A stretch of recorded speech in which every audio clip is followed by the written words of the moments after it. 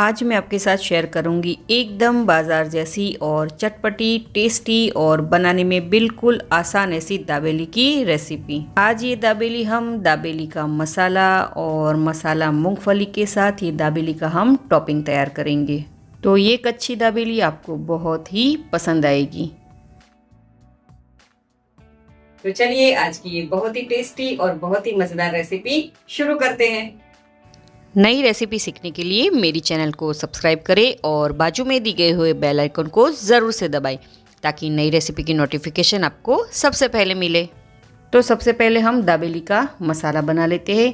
उसके लिए medium gas की फ्लेम पर हम एक पैन रखेंगे और उसमें हम आधा कप जितना साबुत धनिया, 2 टेबलस्पून जितना जीरा, 1 टेबलस्पून जितनी काली मिर्च, 2 टेबलस्पून जितना सौंफ, 4 चक्रफूल, 5 से 6 लौंग, 2 बड़ी इलायची, 1 इंच जितनी दालचीनी और 1 तेज पत्ता जिसे मैंने अच्छे से पोंछ लिया है और उसके हम 2 टुकड़े करके ऐड कर लेंगे।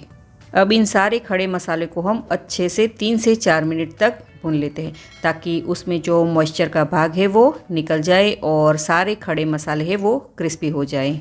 अच्छा, यहाँ पर गैस की फ्लेम को हमें लो टू मीडियम पर रखनी है। मसाले में अच्छी सी खुशबू आने लगे तब तक हमें इस मसाले को भुनना है। तो लगभग 4 मिनट हो गई है और सारे मसाले अच्छे से सीख गए हैं। अब इन सारे खड़े मसाले को हम एक प्लेट में निकाल लेते हैं।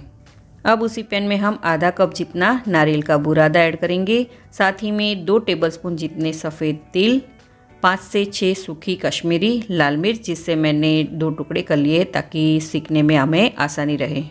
अब इसे भी हम लो टू मीडियम गैस की फ्लेम पर अच्छे से सेक लेते हैं ताकि उसमें भी जो मॉइस्चर का भाग है वो निकल जाए। दाबेली का जो मसाला होता है उसका मेन इंग्रेडिएंट्स है वो नारियल का बुरादा है, तो आप इसे ज़रूर से ऐड कीजिएगा। तो आप देख सकते हो कि नारियल का बुरादा है उसका हल्का सा कलर चेंज हो गया है और मिर्ची भी अच्छे से रोस्ट हो गई है। अब इसे भी हम जिसमें हमने खड़े मसाले रखे उसी प्लेट में हम उसके साथ ऐड कर लेते हैं और इन सारी चीज़ों को हम बिल्कुल ठंडा होने के लिए रख देंगे। तो आप देख सकते हो कि सारे खड़े मसाले हमारे बिल्कुल ठंडे हो गए हैं। अब हम एक मिक्सर जार लेंगे और ये सारे मसाले हम उसमें ऐड कर लेते हैं। अब 2 टेबलस्पून जितना काला नमक और 4 टेबलस्पून जितना हम कश्मीरी लाल मिर्च पाउडर ऐड करेंगे और साथ ही में 1 पिंच जितना हम साइट्रिक एसिड यानी कि नींबू के फूल ऐड करेंगे जो प्रिजर्वेटिव का काम करता है। अब मिक्सर जार को बंद करके उसे हम पीस लेते हैं। तो आप देख सकते हो कि मैंने सारा मसाला पीस लिया है और उसका कलर बहुत ही अच्छा आया है ना। अब ये सारा मसाला हम एक मिक्सिंग बाउल में ट्रांसफ़र कर लेते हैं। अच्छा, अब हम इसमें ऐड करेंगे 3 टेबलस्पून जितनी पीसी हुई चीनी और 2 टेबलस्पून जितना हम ऐड करेंगे तेल। यहाँ पर चीनी की मात्रा आप कम या ज़्यादा भी कर सकते हो मगर ये नाप परफेक्ट है। तो इन सारी चीज़ों को हम अच्छे से मिक्स कर लेते हैं। तो आप देख सकते हो कि मसाला हमारा अच्छे से मिक्स हो गया है। हाथ में लेके मुट्ठी इस तरह से बनाते हैं तो सारा मसाला इकट्ठा हो जाता है। दैट मीन्स कि हमारा मसाला परफेक्ट बना है। अब यहाँ पर हम एक एयरटाइट जार लेंगे और ये मसाला हम उसमें भर लेते हैं और इसे आप बाहर 1 महीने तक और फ्रिज में 3 से 4 महीने तक इसे स्टोर भी कर सकते हो। तो मसाला हमारा रेडी है। अब हम चटपटा आलू का स्टफिंग भी बना लेते हैं। उसके लिए मीडियम गैस की फ्लेम पर एक पैन रखेंगे और उसमें 2 टेबलस्पून जितना हम तेल ऐड करेंगे। तेल गर्म होते ही उसमें हम ऐड करेंगे बारीक चॉप की हुई आधा कप जितनी प्याज और प्याज को हम अच्छे से सौते कर लेते हैं। प्याज का हल्का सा ट्रांसपेरेंट कलर आए यानी कि हल्का सा पिंक कलर आए तब तक हमें प्याज को सौते कर लेना है। अगर यहाँ पर आप प्याज नहीं खाते हो तो आप प्याज को स्किप भी कर सकते हो।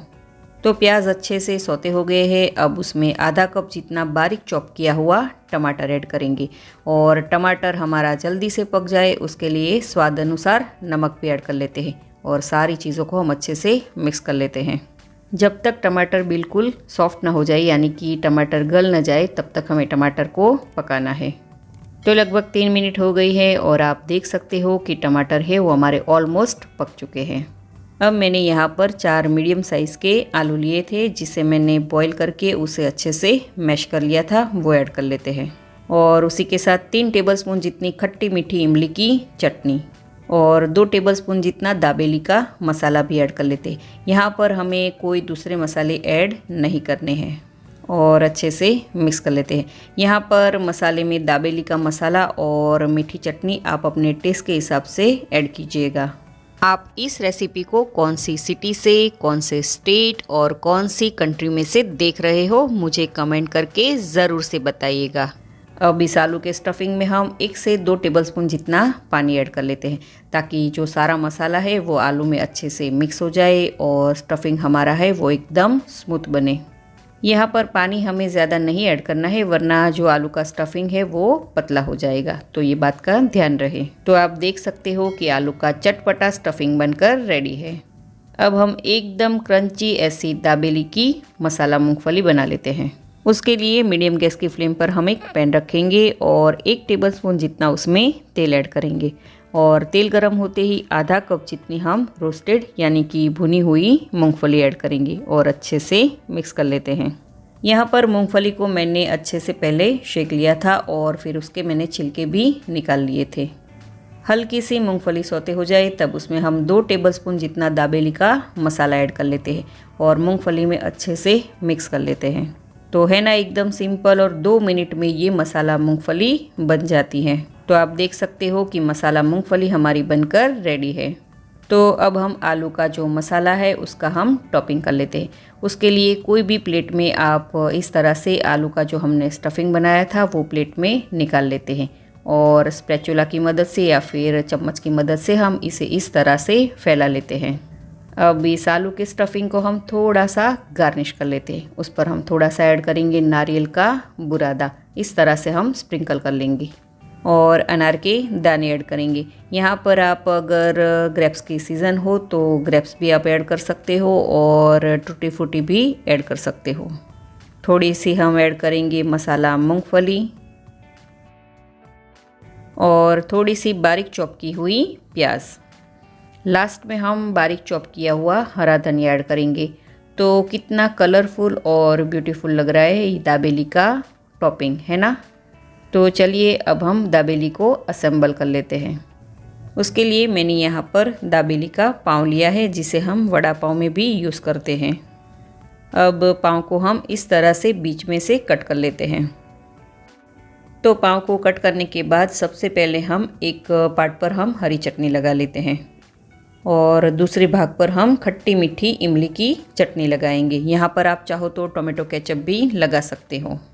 अब हमने जो आलू का चटपटा स्टफिंग बनाया है वो इस तरह से हम लगाएंगे। अच्छा, यहाँ पर तीखी चटनी और मीठी चटनी आप अपने टेस्ट के हिसाब से लगा लीजिएगा और थोड़ी सी हम बारीक चॉप की हुई प्याज और थोड़ी सी मसाला मूंगफली भी ऐड कर लेते हैं और पाव को हम बंद कर लेंगे। तो रेडी है हमारी दाबेली। अब इसे हम सेक लेंगे। उसी तरह हमें दूसरी दाबेली भी बनानी है। जैसे हमने हरी चटनी लगाई थी ना, उसकी जगह हमें ये रेड वाली चटनी लगानी है। रेड वाली चटनी में लहसुन और लाल मिर्च है। बाकी सारी प्रोसेस हमने जो पहले दाबेली बनाई थी वैसी ही करनी है। मीडियम गैस की फ्लेम पर हम एक तवा रखेंगे और उस पर हम थोड़ा सा बटर ऐड कर लेते हैं और उसे हम इस तरह से तवे पर फैला लेंगे। अब हमने जो दोनों दाबेली बनाकर रेडी की थी वो तवे पर हम रखेंगे और दोनों दाबेली पर हम थोड़ा थोड़ा सा और बटर भी लगा लेते हैं और दाबेली को हम उलटते पुलटते अच्छे से सेक लेते हैं। आपको जितनी क्रिस्पी खाना पसंद हो उसी हिसाब से ये दाबेली को आप सेक लीजिएगा। तो रेडी है हमारी दाबेली। अब इसे हम एक प्लेट में निकाल लेते हैं और गर्मा गर्म इसे सर्व कर लेते हैं। तो सर्व करने से पहले दाबेली को हम इस तरह से सेव से कोट कर लेंगे। अगर आपको सेव नहीं पसंद है तो आप इसे स्किप भी कर सकते हो। तो रेडी है हमारी एकदम टेस्टी और चटपटी बाज़ार में मिलने वाली दाबेली। आप इसको ज़रूर से बनाइएगा। अगर आप बनाए तो मुझे कमेंट करें और इंस्टाग्राम पर भी कुक विथ मनीषा पटेल में भी कमेंट करें और मैं वहाँ पर भी बहुत सारे फूड रिलेटेड अपडेट्स वहाँ लगातार डालती हूँ। तो आपको आज की ये आसान सी और सिंपल सी रेसिपी कैसी लगी मुझे कमेंट करके ज़रूर से बताइएगा। तो मैं मनीषा पटेल फिर मिलूँगी ऐसी ही आसान सी रेसिपी के साथ।